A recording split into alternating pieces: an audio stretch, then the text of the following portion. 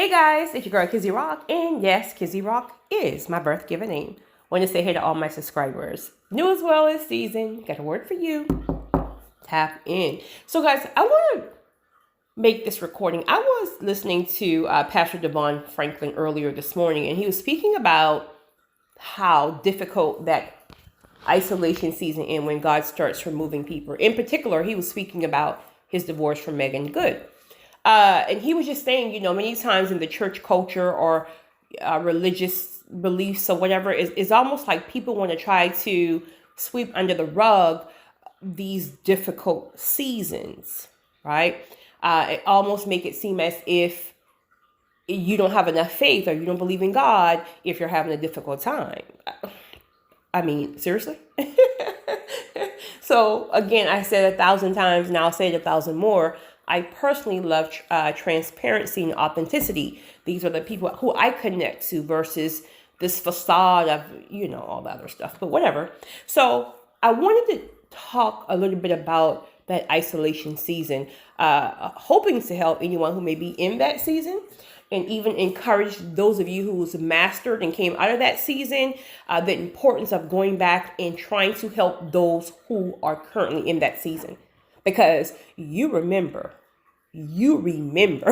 what it was like to be in that season. If you've been there, you will never forget. You don't want to go back there, but you will never, ever forget the things that you went through in that isolation, in that wilderness season. So I think it's crucial. It's crucial to go back and help, right? So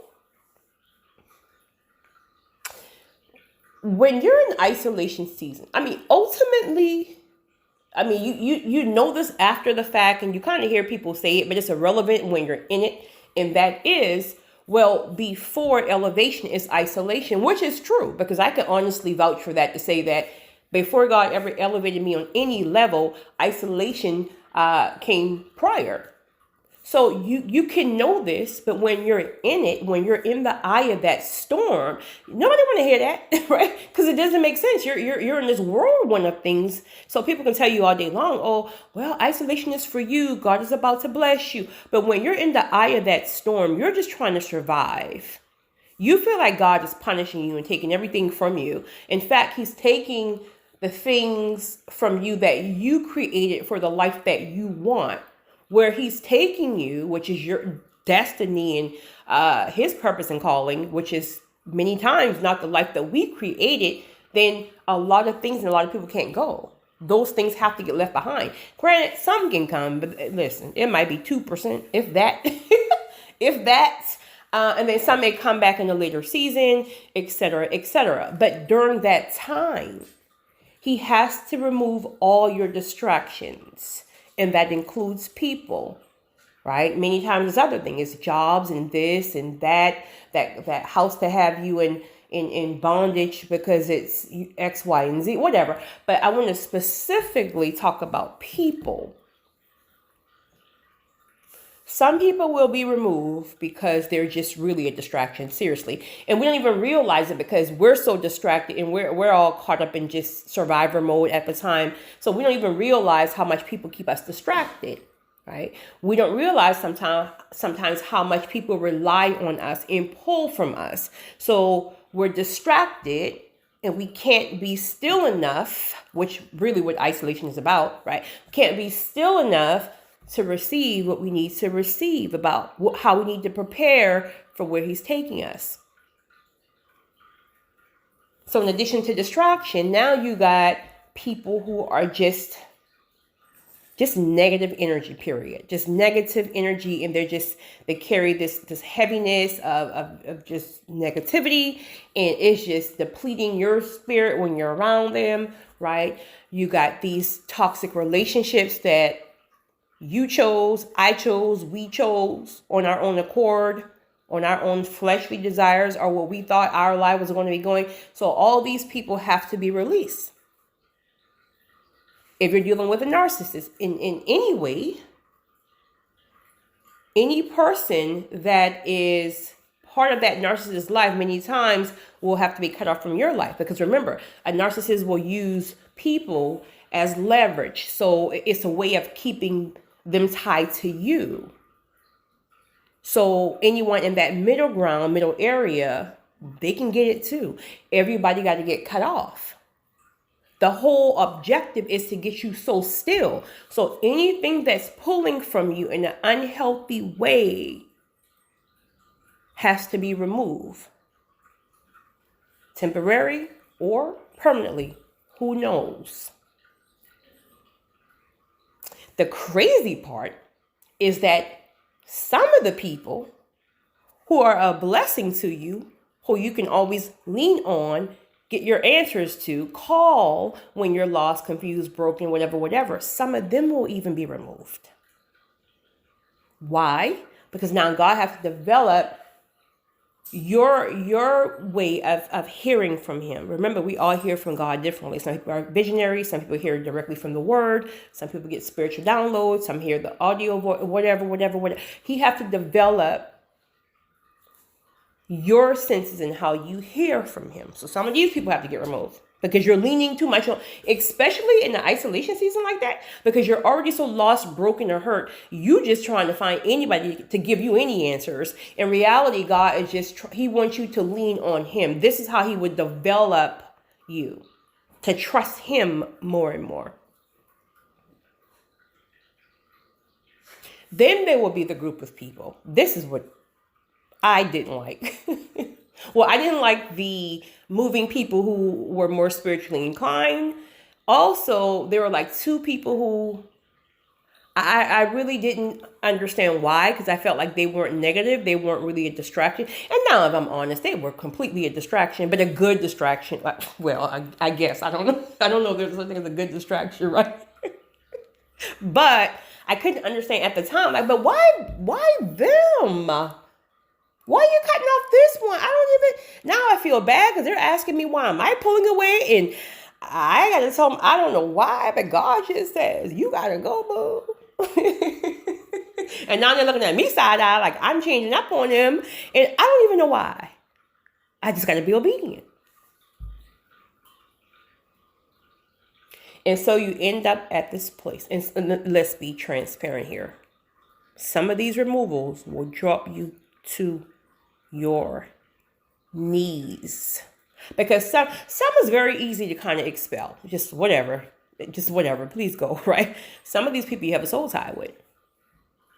Some of these people will be family. Some of these people may be your best friend of 20, 30, 40, 50 years, right? Every situation is different, so, not everybody. But then you finally get to a place where you look around one day and you wake up and you don't got, listen, you don't know you got nobody. You're just like, well, where did everybody go? I'm confused, right? Where is everybody? Your phone don't ring. It's too quiet for you. If you attempt to do something to get distracted, God will shut it down. So everything you try in this season, he shuts it down. And you will cry, kick, and scream and do everything to come up out of this season. You're trying to make calls, trying to make relationships work. Nothing is going to... I just had a flashback. Woo! Nothing is going to work. Then you will finally come to the end of yourself where nothing you do will work, and then you just chill. It's almost like you're in a boxing ring and you're tired and you finally just fall like on the mat, and it's just like, you know what, it is what it is what it is. I'm over it, right? And that's where God wants you at. Because once you get to that point where you come to the end of yourself, your fleshly self, now you're submitted to say, what do you need? What do you need? What is all this foolishness about? Because I'm over here. I'm probably broke. I'm lonely. I'm sad. I'm lost. What do you need? Well, that's exactly where he wants you at. Because now that you're there, you can answer the question, ask that question. Now that your distractions are limited and now you can hear his answer, that's where he needs you at. And once he starts giving you your revelations, he will start then giving you different ways to move, strategic things to start doing. You may not have the whole picture, but you just got to follow the Holy Spirit. It may not even make sense. Just do it, because He knows where He's taking you. You don't know. You're walking pretty much blind at this time, but it's faith. But you got to do what He requires you to do, because when He opens that door, every direction that He gave you in that dry season, you're going to need it for due season. And let me tell you what's going to happen. And anybody who've already mastered isolation season, when you've been crawling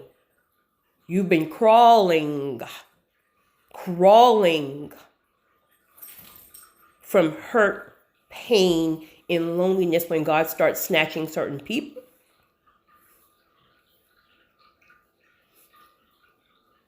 when God elevates you to due season, you will have a clear revelation on why every single person that He removed was removed. In the isolation, nothing makes sense. Why are you taking this person? Well, because this person keeps your mind so tied up that you're not going to be able to hear me. Well, why are you removing this person? Well, because the narcissist is going to keep you in bondage, because they're going to keep using this person against you. Okay. These are the revelations that you will get in due season. He will literally give you revelation on why each person was removed. Well, this one was removed because they were going to betray you at the top. So you're sitting here asking me, well, I don't understand what this one did now. They're not distracting me now. They're not a bad person. They haven't done anything to me. Well, that's now. That's now. But I'm trying to protect you, because I know where I'm taking you. And where I'm taking you is going to cause a lot of jealousy, right?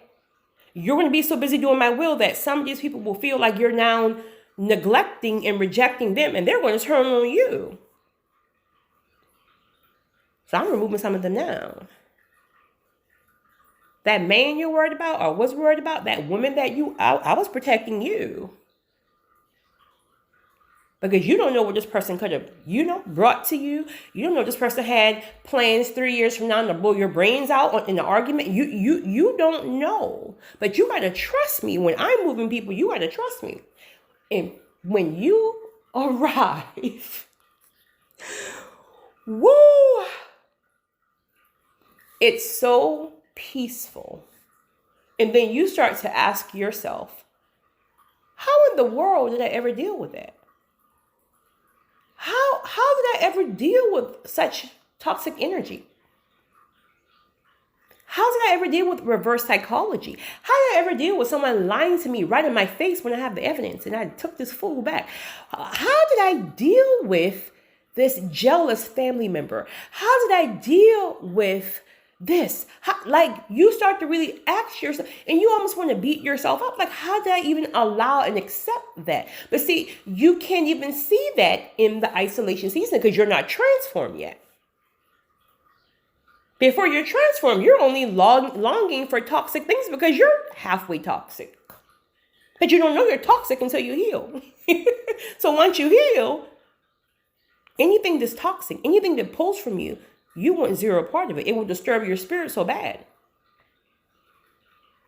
So if you're in that isolation season and it seems like God have took everything from you, your car, your house, your job, your money, your friends, your lover, your this, your that, and there's strife seem like there's coming in every way, and it seems like the people that you're reaching out to, no one is answering the phone, and you no pun intended. No one is answering the phone, and you feel like people are turning their back on you, and you've been loyal to them, and now they won't be loyal to you. All is strategy. But see, your flesh will have you feeling all kind of different emotions and stuff. But it's all God stripping you of everything that you're going to be required to leave prior to Him opening the door. When God opens the door, they're going to be new people, right? And that's not to say that you forget your old people, because again, some of them will come, a few, right? But there will be a new group of people that will feel like, boom, instant family. It's a spiritual connection. They're your soul tribe, right? These are the people that you will somehow do destiny with, some type of connections. So you won't be lonely then. I think it's Pastor Blake's, yes, Pastor R.C. Blake's who said, it's not lonely at the top. It's lonely in between levels. That is one of the most realest thing I've ever heard. The top isn't lonely. No, I'm not saying I'm at the top, right? But I'm at the top of where I know the top is right now, but I know he's taking me higher. But the top is not lonely. It's those levels in between, which is that isolation. So be encouraged. Be encouraged, taking it from me and any other person who you will listen to or speak with, who can help you understand the benefits of the isolation season, who can tell you that every single tear that you cry in isolation will be worth it, and you will do it all over again if you really knew what due season feels like. It's your girl, Kizzy Rock.